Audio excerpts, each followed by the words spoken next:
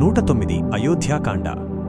అక్కడ రాముడు రథం దిగి తన జన్మభూమి అయిన అయోధ్య నుండి సెలవు తీసుకోవడానికి అటువైపు తిరిగి చేతులు జోడించాడు. స్థానిక పౌరులెందరో రాముడిని అనుసరించి వస్తున్నారు. వారిని ఇళ్లకు తిరిగి వెళ్లమని ఆయన అడగగా వారు వెళ్లలేక బిగ్గరగా రోదించసాగారు.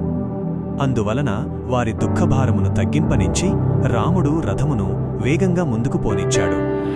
గంగానదిని చేరగానే రథమును తీరమున ఒక పెద్ద చెట్టు క్రింద నిలుపమని రాముడు సుమంత్రుడిని అడిగాడు. ఆ ప్రాంతమునకు రాజుగా జన్మత నిషాదుడు, రామునికి సన్నిహిత మిత్రుడు అయిన గుహుడనేవాడు ఉన్నాడు.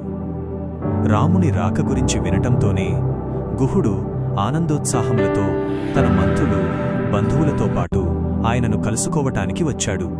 నిషాద కుటుంబంలో పుట్టి నీచకులమునకు చెందినవాడైనప్పటికీ ఒక గొప్ప భక్తునికి ఉండవలసిన గుణగణములన్నీ రాజైన గుహునిలో ఉన్నాయి.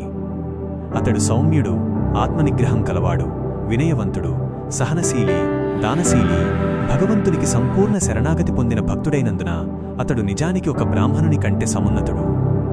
మనిషి యొక్క కులమును అతని పుట్టుకయే నిర్ధారిస్తుందనుకోవటం చాలా పెద్ద పొరపాటు. వేదముల నిర్ణయం అలా లేదు. గుణమును బట్టే కులం నిర్ధారించబడుతుంది. గుహుడు రావడమును గమనించిన రామలక్ష్మణులు అతడిని పలకరించటం కోసం ముందుకు వచ్చారు. నిషాదరాజు రాముడిని ఎంతో ఆప్యాయంగా ఆలింగనం చేసుకున్నాడు. వారిద్దరూ ఆటవిక దుస్తులలో ఉండటం గమనించి వ్యథ చెందిన గుహుడు, ప్రియమైన రామా, నా రాజ్యం నాది మాత్రమే కాదు, నీది కూడాను. అందువలన నీవు అయోధ్యలో ఉన్నట్లుగానే దయచేసి ఇక్కడ అన్నిటినీ ఉపయోగించుకో. నీవు నా అతిథిగా ఉండటం నాకెంతో గౌరవం అని అన్నాడు.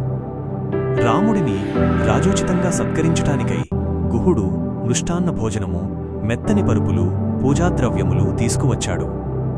ఇదంతా చూచి రాముడు సంతోషంతో